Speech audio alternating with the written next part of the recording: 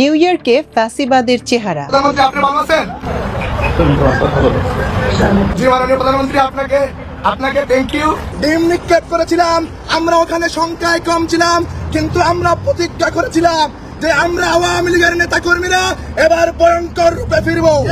প্রধান উপদেষ্টার সাথে যুক্তরাষ্ট্রে সফররত রাজনৈতিক নেতাদের ওপর পরিকল্পিত হামলার ঘটনার পর আবারও আওয়ামী লীগের বিরুদ্ধে একাট্টা জুলাই অভ্যুত্থানের পক্ষে শক্তিগুলো। জাতীয় নেতারা মার্কিন আমেরিকাতে যাওয়াতে আওয়ামী কুলাঙ্গাররা তাদের সাথে অশোভনীয় আচরণ করাতে আমরা ওই আওয়ামী কুলাঙ্গারের বাড়িতে তার বাসভবনে রাতে লাগানো আগুন সকালেও জ্বলছিল। ঘরের মালামাল নিয়ে যায় উৎসুক জনতা। দর্শক, নিউ ইয়র্কে এনসিপি নেতা আক্তারের উপর ডিম নিক্ষেপ করা, এমনকি ডক্টর মোহাম্মদ ইউনূসের উপর হামলার চেষ্টা করা সেই যুবলীগ নেতা গ্রেপ্তার হয়েছিল। তিনি মুক্তি পেয়েছেন। মুক্তি পাওয়ার পরে দুঃসংবাদ পেয়েছে বাংলাদেশ থেকে। বাংলাদেশে তার গ্রামের বাড়ি পুড়ে দেওয়া হয়েছে। তার স্ত্রী কান্নায় ভেঙে পড়ছেন। এমনকি শেখ হাসিনা ফোন করে তাকে সান্ত্বনা দিয়েছেন। তিনি বলছেন তার কোনো দুঃখ নেই। দর্শক, সে সকল ভিডিও আপনাদেরকে দেখাবো কি পরিমাণ আন্দোলন হচ্ছে বাংলাদেশে, কিভাবে জ্বালিয়ে দেওয়া হলো 1 কোটি টাকার বাড়ি। না টেনে দেখবেন, একটি লাইক করে আমার সাথেই থাকবেন। যুক্তরাষ্ট্র সফররত প্রধান উপদেষ্টা ডক্টর মোহাম্মদ ইউনূস ও তার সফর সঙ্গী রাজনৈতিক নেতাদের উপর নজিরবিহীন তাণ্ডব চালিয়েছে আওয়ামী লীগ ক্যাডাররা। বাংলাদেশে কার্যক্রম নিষিদ্ধ ঘোষিত দলটির নেতাকর্মীরা ঘোষণা দিয়ে স্থানীয় সময় সোমবার বিকেলে নিউ ইয়র্কের জন এফ কেনেডি বিমানবন্দরে ন্যাক্কারজনক হামলা চালায়।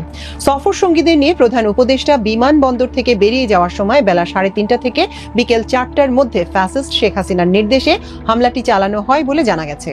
নিউ ইয়র্কের 80তম সাধারণ পরিষদ অধিবেশনে যোগ দিতে বিশ্বের 193টি দেশের রাষ্ট্র ও সরকার প্রধান এই বিমানবন্দর ব্যবহার করে নিউ ইয়র্কে এসেছেন। এখানেই আওয়ামী ফ্যাসিবাদের আসল চেহারা প্রত্যক্ষ করল বিশ্ববাসী। হামলাকারীরা জাতীয় নাগরিক পার্টির এনসিপির নেতাদের উপর ডিম ছুঁড়ে মারে এবং অশ্লীল ও অশ্রাব্য ভাষায় গালাগাল করে। হামলাকারীরা প্রধান উপদেষ্টা সফর সঙ্গী বিএনপি মহাসচিব মির্জা ফখরুল ইসলাম আলমগীরকেও অকথ্য ভাষায় গালিগালাজ করে ও তার গাড়ি আটকে দেয়। প্রধান উপদেষ্টার সঙ্গে সরকারের ঊর্ধ্বতন কর্মকর্তা ছাড়াও সফর সঙ্গী হিসেবে 5 জন রাজনীতিক আছেন। তারা হলেন বিএনপি মহাসচিব মির্জা ফখরুল ইসলাম আলমগীর, বিএনপির ভারপ্রাপ্ত চেয়ারম্যান তারেক রহমানের পররাষ্ট্র বিষয়ক উপদেষ্টা হুমায়ুন কবির, জামায়াতে ইসলামের নায়েবে আমির ডাক্তার সৈয়দ আব্দুল্লাহ মোহাম্মদ তাহের, এনসিপির সদস্য সচিব আক্তার হোসেন ও জ্যেষ্ঠ যুগ্ম সদস্য সচিব তাসনিম জারা।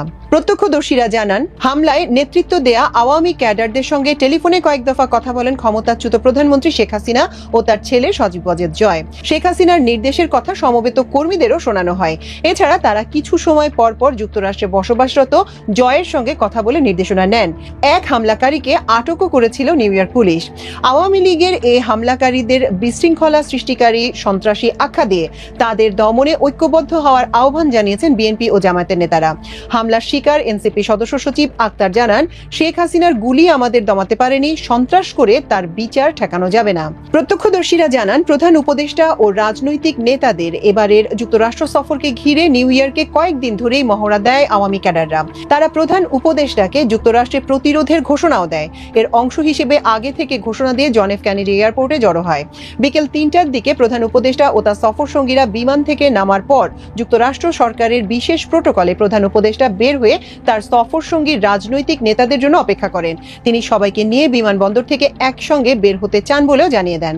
প্রধান উপদেষ্টা সফর সঙ্গী এক সরকারি কর্মকর্তা আমার দেশকে জানান, এটা সবারই জানা, যুক্তরাষ্ট্রের ইমিগ্রেশন কর্তৃপক্ষ সম্পূর্ণ স্বাধীন। এখানে রাজনৈতিক নেতাদের ইমিগ্রেশন কার্যক্রম সম্পন্ন করতে বেশ সময় লেগে যায়। ততক্ষণে যুক্তরাষ্ট্র সরকারের প্রোটোকল প্রধান উপদেষ্টাকে নিয়ে বের হয়ে যায়।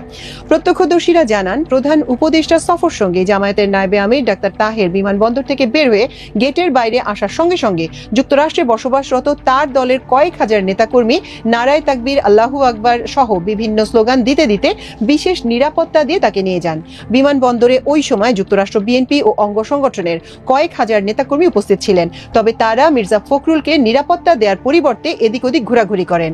সেই অর্থে বিমানবন্দরে এনসিপির তেমন কোনো নেতাকর্মী চোখে পড়েনি। কিন্তু বিমানবন্দরের গেটে আগে থেকে অবস্থান করছিল আওয়ামী লীগ ও যুবলীগের ক্যাডাররা। বিমানবন্দরের 4 নম্বর টার্মিনাল থেকে বের হওয়ার সময় বিএনপি নেতা মির্জা ফখরুল এনসিপির আক্তার ও ডাক্তার তাসনিম জারাকে একা পেয়ে হামলা চালায়। এ সময় পরপর 2টি ডিম ছোড়া হয়। এনসিপির নেতা আক্তারের পিঠে ডিমগুলো লাগে।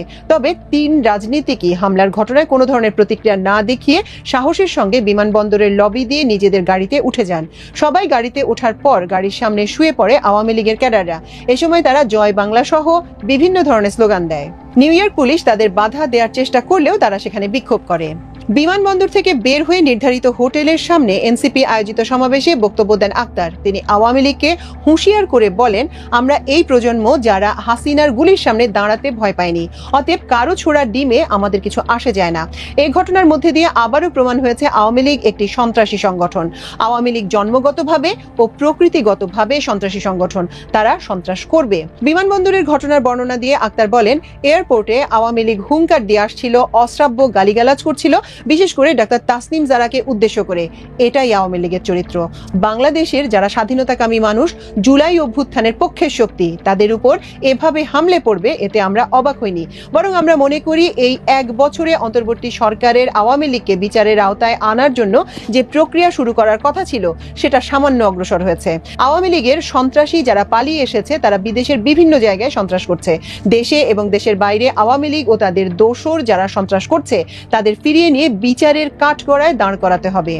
নিউ ইয়র্কে এনসিপি সদস্য সচিব আক্তারকে লক্ষ্য করে ডিম ছোড়ার ঘটনায় মির্জা ফখরুল ইসলাম নিজের ভেরিফাইড ফেসবুক পেজে প্রতিক্রিয়া জানিয়েছেন। তিনি তার পোস্টে আওয়ামী লীগের সমালোচনা করে লিখেছেন, নিউ ইয়র্ক বিমানবন্দরে যা ঘটেছে তা আবার প্রমাণ করলো আওয়ামী লীগ তাদের অন্যায়ের জন্য বিন্দুমাত্র অনুশোচনা করে না। আওয়ামী লীগ আজ পর্যন্ত যা করেছে সবকিছুর বিচার আইনের মাধ্যমে হবে।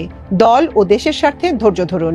নিউ ইয়র্কে JFK ইন্টারন্যাশনাল এয়ারপোর্টে এনসিপি নেতাদের উপর হামলাকারী এক আওয়ামী ক্যাডারকে আটক করেছে স্থানীয় পুলিশ। তার নাম মিজানুর রহমান, তিনি যুবলীগ ক্যাডার। স্থানীয় সময় সোমবার রাত 9টার দিকে যুবলীগের এই নেতাকে পুলিশ জ্যাকসন হাইটসের নবান্ন রেস্টুরেন্টের সামনে থেকে আটক করে। তার বিরুদ্ধে বিএনপির কর্মীকে ছুরি দিয়ে মারার অভিযোগ আছে। জানা গেছে, মিজানের বাড়ি সিলেটের জকিগঞ্জ উপজেলায়। তিনি সিলেট জেলা যুবলীগের সদস্য। দীর্ঘদিন ধরে সপরিবারে আমেরিকায় থাকেন। তার ভাইও নিউ ইয়র্কে আওয়ামী লীগের রাজনীতি করে। বিএনপি দর্শক, অবশেষে উচিত শিক্ষা পেয়েছে সেই যুবলীগ নেতা। তিনি মুক্তি পেয়েছেন। মুক্তি পাওয়ার পরেও দুঃসংবাদ পেয়েছেন তিনি।